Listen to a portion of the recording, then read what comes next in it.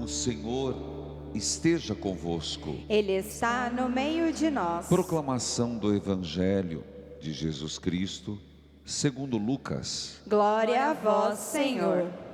Naquele tempo, Jesus estava ensinando numa sinagoga em um dia de sábado. Havia aí uma mulher que fazia 18 anos, que estava com um espírito que a tornava doente. Era encurvada, incapaz de se endireitar. Vendo-a, Jesus chamou-a e lhe disse: mulher, estás livre da tua doença. Jesus colocou as mãos sobre ela e imediatamente a mulher se endireitou e começou a louvar a Deus. O chefe da sinagoga ficou furioso, porque Jesus tinha feito uma cura em dia de sábado. E tomando a palavra, começou a dizer à multidão: existem 6 dias para trabalhar. Vinde, então, nesses dias para serdes curados, mas não no dia de sábado. O Senhor lhe respondeu: hipócritas, cada um de vós não solta do curral o boi ou o jumento para dar-lhe de beber, mesmo que seja no dia de sábado? Essa filha de Abraão, que Satanás amarrou durante 18 anos, não deveria ser libertada desta prisão no dia de sábado? Essa resposta envergonhou todos os inimigos de Jesus, e a multidão inteira se alegrava com as maravilhas que ele fazia. Palavra da salvação. Glória a vós, Senhor. Que a palavra de Deus perdoe os nossos pecados. Amém. Queridos filhos, amado povo de Deus, deste santuário de Nossa Senhora de Guadalupe, das Santas Chagas, aqui reunidos para rezarmos pelos falecidos. Toda segunda-feira nós fazemos isso, mas de modo particular, mais que especial, nesta semana, onde sexta-feira celebramos dia de finados, dia dos nossos falecidos. Hoje, a liturgia nos fala do Evangelho de Lucas, que Jesus está num lugar de oração, um lugar de encontro com Deus, um lugar chamado sinagoga, o lugar onde se acreditava em libertação, um lugar onde, pasmem, é estranho de se pensar que seria um lugar onde se discriminaria, ou alguém ficaria deixado de lado, não ser atendido num processo de cura e de libertação. Eis que Jesus está lá, e ele se dá conta que tem ali uma mulher, 18 anos, que estava com um espírito que a tornava doente. Aqui é verdade que muitos poderiam dizer que no tempo de Jesus, o não conhecimento da doença seria o motivo de ser tido como um espírito do mal. Mas de forma impressionante, Lucas é médico. E Lucas sabe fazer um diagnóstico. Lucas sabe de que doença se tratava. E Lucas cita 2 vezes a ação do inimigo. A ação do inimigo dizendo: um espírito que tornava a mulher doente, era encurvada e incapaz de se endireitar. Alguns versículos depois, Jesus diz assim: esta filha de Abraão, que Satanás amarrou durante 18 anos, não deveria ser libertada desta prisão? Então não vou negar que há quem veja, alguns exegetas, uma doença de encurvamento.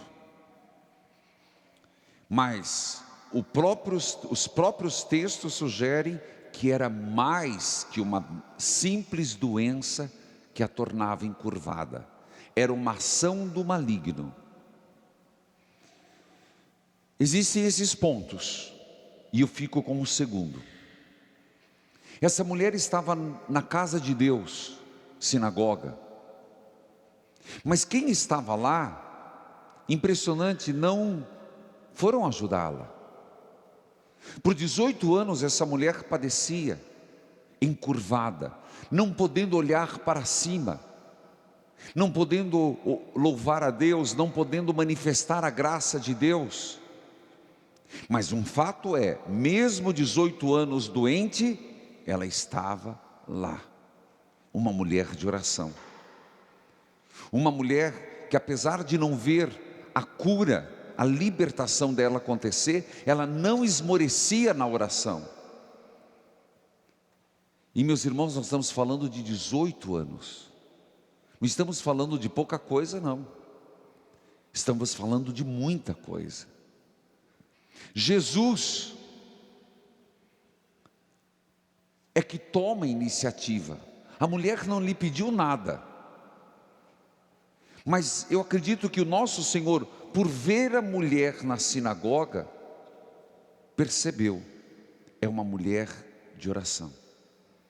É uma mulher que está buscando a libertação. Às vezes nós, o mesmo fato que eu pregava ontem, do cego Bartimeu, nós não podemos esmorecer, e nosso Senhor disse claramente, que não podemos, e por isso contou uma parábola, temos que rezar sempre e não desistir, e mesmo sem ter resposta, continuar esperando em Deus. Ela estava na sinagoga. Quando nós não recebemos imediatamente a resposta de Deus, para onde vamos? Será que nós temos essa disposição de 18 anos insistir numa graça? De 18 anos esperar em Deus?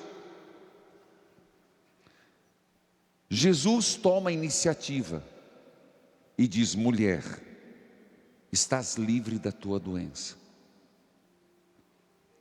O Senhor está dizendo a todo que tem fé: a cura de uma doença é uma libertação. A cura de uma doença é tirar um fardo pesado. E aonde era um lugar de oração, de libertação, e não aconteceu, o Senhor liberta. Você está livre.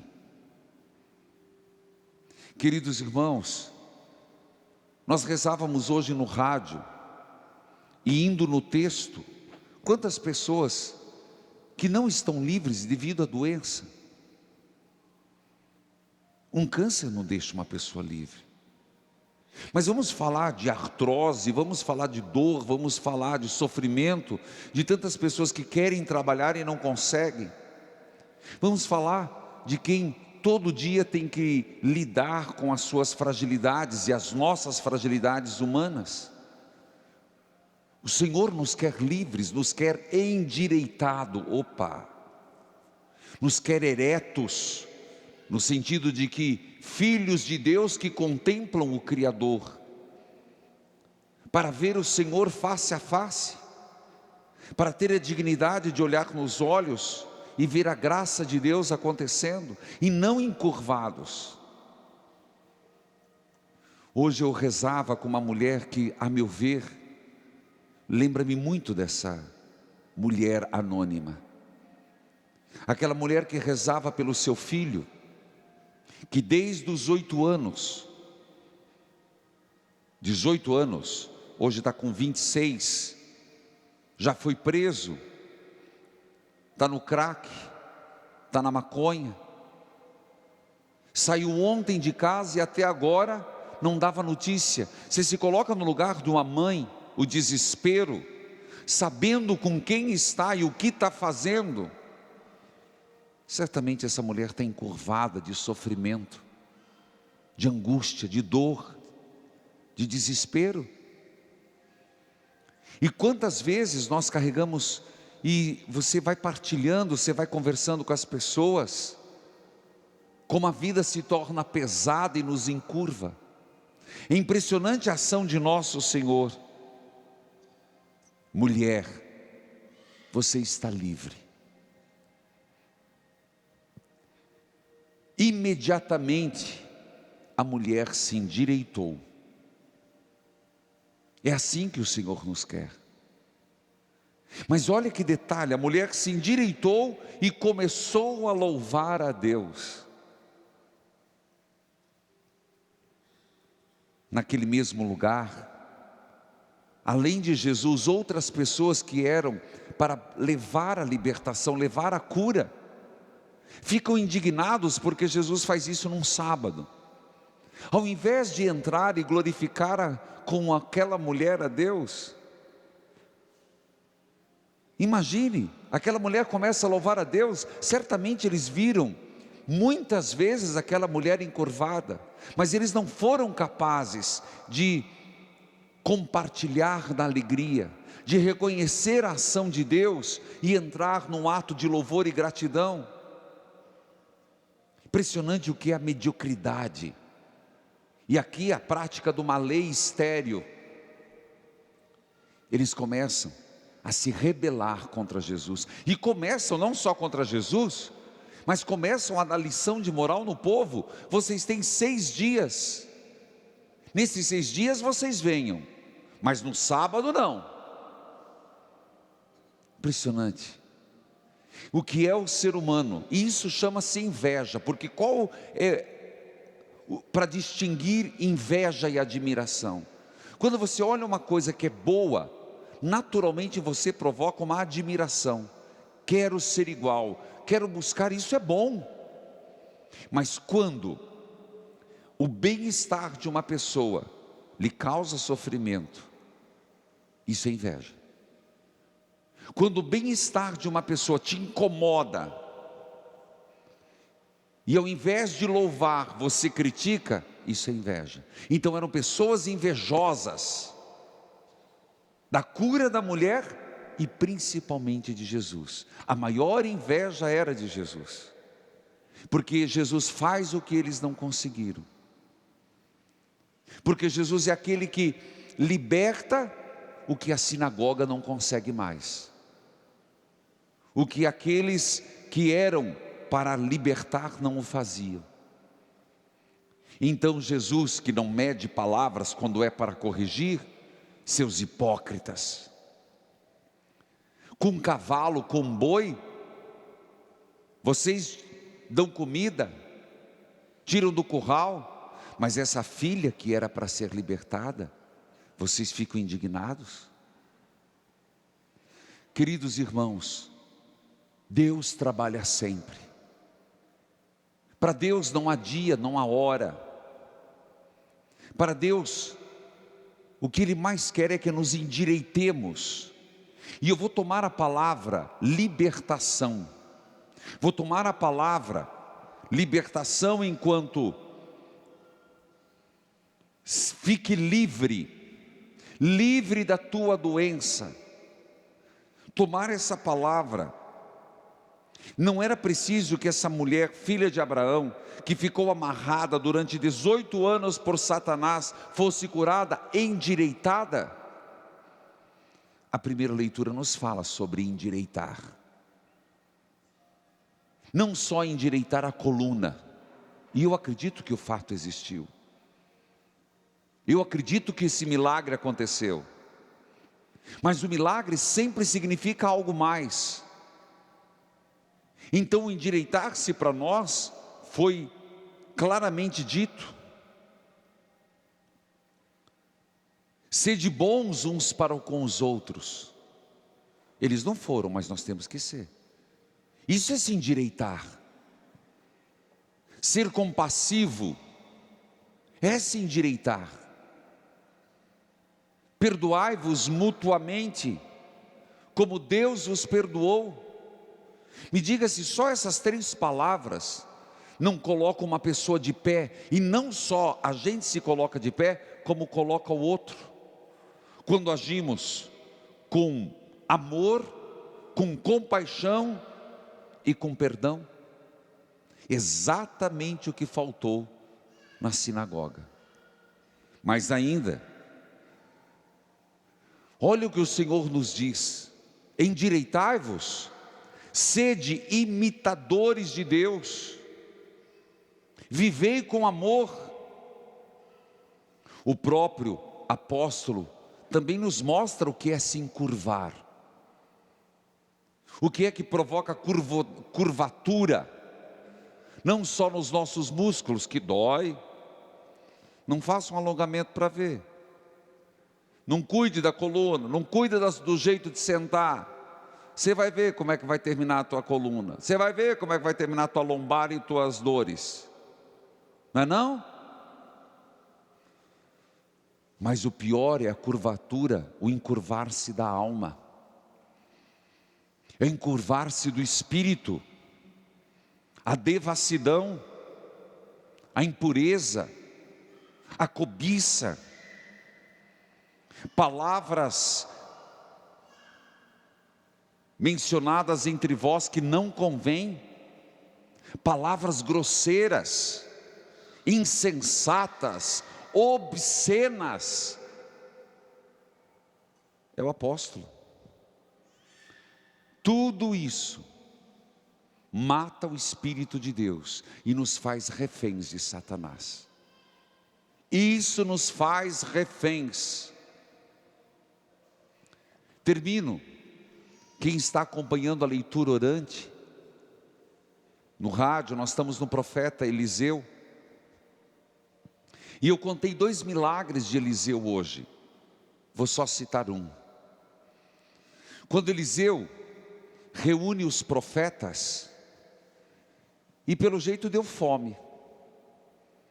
E Eliseu manda colocar um caldeirão e pede para um deles: vai buscar comida para colocar, fazer um cozido. E o profeta vai.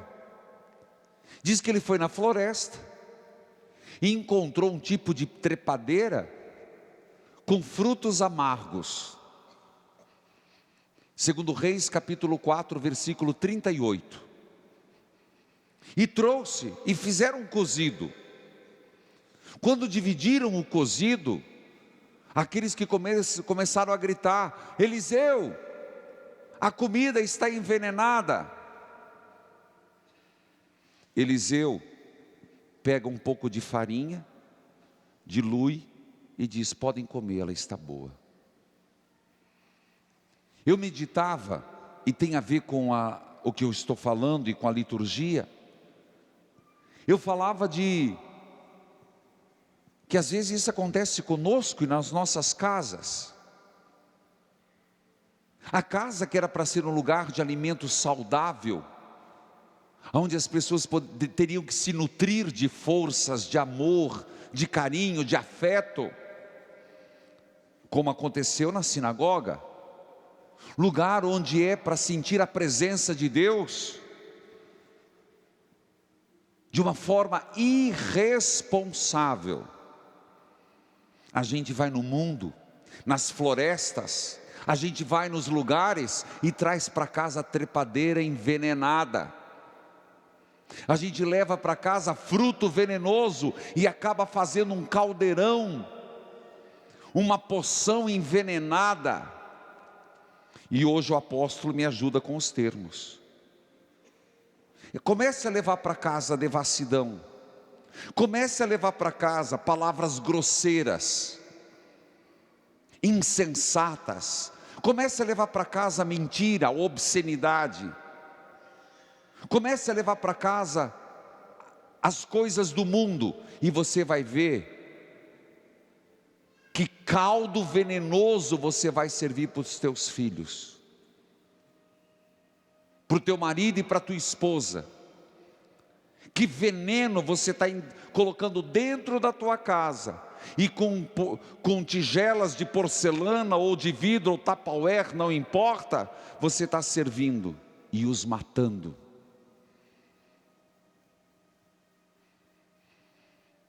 O Senhor não nos quer doentes e nem encurvados, nos quer curados e direitos para contemplar a face de Deus. Amém.